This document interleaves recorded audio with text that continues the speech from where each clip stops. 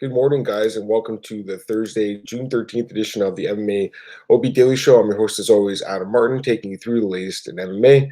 First and foremost, follow me on Twitter at MMAdamMartin. Follow this podcast at MMAOddsbreaker.com and our YouTube channel as well, Sherdog.com. Check me out there, BJPen.com, MMAnews.com, and MMARings.net. So it's actually really super early on Thursday right now. It's just about 5 a.m. I'm heading out. I'm going out for the weekend for a trip. Actually headed to Chicago. Ironically, the UFC was there last week, but that didn't work out with the trip I have. So no worries. But I'm definitely gonna have a good time. Definitely gonna eat some pizza. Hopefully get a White Sox game versus the Yankees in. So looking forward to that. But had to get a podcast out here before I headed out on the road. So let's just talk about the latest in MMA.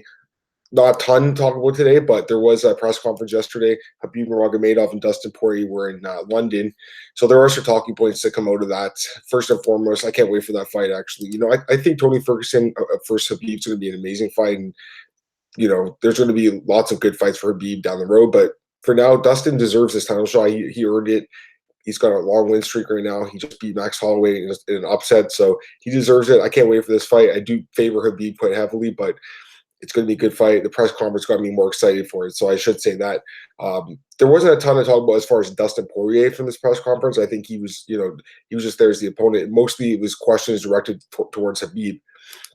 There are some things that we are worth mentioning. First and foremost, someone asked, "Do you want to fight Conor McGregor again?" And he said Conor doesn't deserve a rematch. He said he made Conor tap out. He doesn't want to fight him again. So that's not in the realm of possibility right now. I still think that fight could happen down the road. I'm pretty sure the UFC wants that fight, but Khabib doesn't seem to want that fight. So, hey, good for him. I mean, he wants to fight guys that are actually on winning streaks, unlike Conor, who needs to get a win. So for Conor McGregor, he's going to come back. He's going to fight someone. Don't know when that's going to be. Hopefully soon, but Khabib won't fight him. Khabib did say this. He laid out a little bit of a plan. He wants to fight Dustin Poirier in September. We all know that. He said he wants to take a month off, come back towards the end of the year, and then fight Tony Ferguson. So he's got that plan laid out. And then he said, to cement his legacy as one of the greatest fighters of all time, if not the greatest, he wants to fight GSP.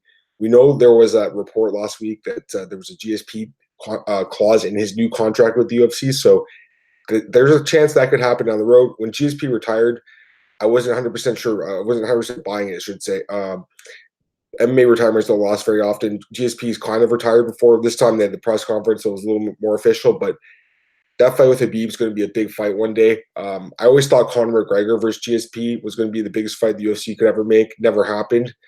I think Khabib versus GSP would be a big fight. So don't sell that short, guys. That could happen down the road for sure. What else did Khabib say? He was talking about someone asked him, "Hey, do you want to move up in weight?" And he said no. He said he's not interested in moving to 170 at this point in time. He doesn't care to fight with Kamaru Usman. He was talking about like the size difference. Guys, I remember seeing Usman in Brazil when I was at UFC 211. He is so big. Sorry, not UFC 211. Excuse me, 237. Kamaru Usman's huge. He's really tall. Like he's like my height. I'm like 6'3". He's about as tall as me, but like in great shape. And we know how good of a fighter he is. So I can see why Khabib doesn't want that fight anytime soon. He knows it's kind of a bad matchup for him, fighting a bigger guy with a similar skill set. He did say, however, that he would be open to fighting at 160 or possibly 165 down the road. So if the UFC ever opened up that kind of a weight class, Khabib would be open to fighting at it. But welterweight doesn't seem like that's ever going to happen. I mean, maybe GSP, if he came back, that could draw Khabib up a weight class. But if that happens, I think GSP would probably fight him at 155. So we'll see what happens there. But yes, for the time being, Khabib's saying 155, and probably for the rest of his career, I'd say, unless they introduce that 165, which Dana says it's not happening anytime soon. I don't know why. It seems like it'd be a good idea, but doesn't seem to be happening anytime soon. So that's pretty much the main talking points that happened on that press conference. I am looking for this fight, like I said. It's going to be a good matchup for sure, but I do favor Khabib. So are the odds makers. I was looking at the odds yesterday. It was like minus 360 Khabib right now, plus 300 Dustin. So not much respect towards Dustin. And, he's a great fighter, but I think stylistically it's kind of a bad matchup for him. Khabib matches up great against pretty much everyone with that wrestling base. So I just expect Khabib to take him down and beat him up and win the fight. So give me Khabib in that matchup, but it should be good for while last. Maybe Dustin could put up a better fight than most of us expect. I'm just not sure if he can stop that takedown consistently over the course of 25 minutes, but if he can, it would be an interesting fight. Just a couple other notes here before I head out on the road. First, the UFC, that the Ariel Helwani tweeted this. He said the UFC needs a main event for the San Antonio card next month. I think that's July 20th in San Antonio. And they're talking about potentially Valentina Shevchenko against Liz Carmouche. That's interesting just because Liz Carmouche actually handed Valentina her first career loss. Back in 2010, she finished her by TKO. So a rematch, it's kind of compelling in a way, but I mean, they're both different fighters now. Obviously, Valentina is one of the most dangerous female fighters in the world right now. Liz Carmouche is still a pretty competitive fighter, still a grinder, still tough, but I mean, I don't see her giving much of a fit. Like, I don't see her giving many issues here to Valentina in 2019. She did beat her before, so there's some merit to this rematch for sure. There's not many options. We all know that. The UFC clearly wasn't impressed by Katlyn Chookagian's performance against Joanne Calderwood. Just in general, Katlyn Chookagian just doesn't really have any impressive victories in the UFC. She grinds out decisions. I know Liz is doing the same thing, but at least you can tell the fact that she's beaten her before. They're kind of banking on that. So, I mean, it's not a great main event, no doubt about it, but Valentina would be the draw there. That card needs a main event. Otherwise, you'd have probably like Arlovsky versus Ben Rothwell too as your main event, which I'm looking forward to that fight, actually, the Affliction rematch that we never thought we'd see. But, yeah, it just kind of shows how weak that division is, if anything. Valentina, she's only, two fights into it, 3 fights into her flyweight career, and she's kind of, I wouldn't say cleaned it up, but she's almost like there doesn't seem to be many challenges. I mean, Nico Montano could come back at some point and fight her. I still think that's a decent fight, although I'd still favor Valentina. But Liz Carmouche, again, at least she has that win over Valentina from, like I said, 2010. It's been a long time. That was actually Liz's fifth pro fight. She beat her by TKO doctor stoppage in the 3rd round. She's actually coming off 2 straight wins over Pudilova and Maya.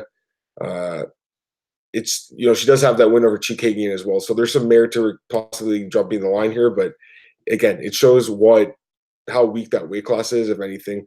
And if that fight happens, Valentina versus Carmouche, I think a lot of fans will be kind of disappointed in the main event, but it's a showcase for Valentina. And I'd expect her, even though she lost the first fight, I expect her to be a massive, massive favorite again, probably like 10-1 or something like that. Last thing I was going to mention before I head out of here, guys.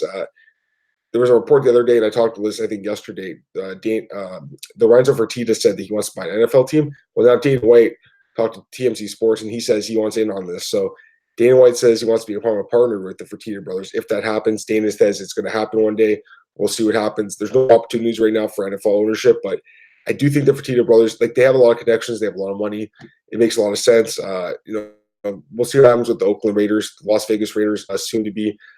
A lot of people don't like Mark Davis, their owner. We'll see if Fertitta maybe one day. I don't know if he'll have enough money to buy that team, but that's going to be a lot of money. But there's definitely a chance that he could own a team, and Dana White possibly could be a part of this. So Dana's got a long-term contract with the UFC and Endeavor, but one day he might just want to be done with MMA, and the NFL kind of does make sense for him too. So we'll see what happens there, but definitely it was worth mentioning. I thought that was interesting that Dana White had very direct comments, but yes, I want to be partners with them if they do it, when they do own an NFL team, according to him. Okay, so that's about it, guys. I want to talk about today. It's 5 a.m. on Thursday, like I said.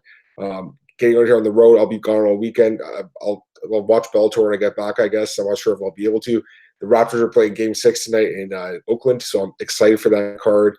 Or not that card, that game, I should say. I mean, I hope the Raptors can get it done. If not, they'll come back and they'll play here, I think, on Sunday night in Toronto, maybe try to get it done there. But hopefully they'll just wrap it up tonight. Be great to bring home that championship. But I will be in Chicago all weekend, like I said.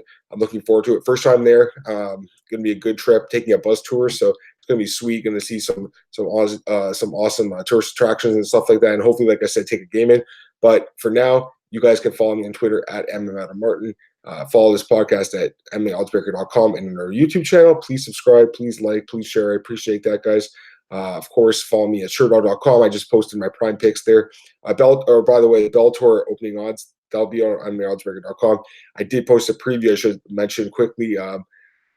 It'll come out Friday, but there's a preview video on the YouTube channel right now that you can check out if you want to watch it early. But the post will come out on Friday.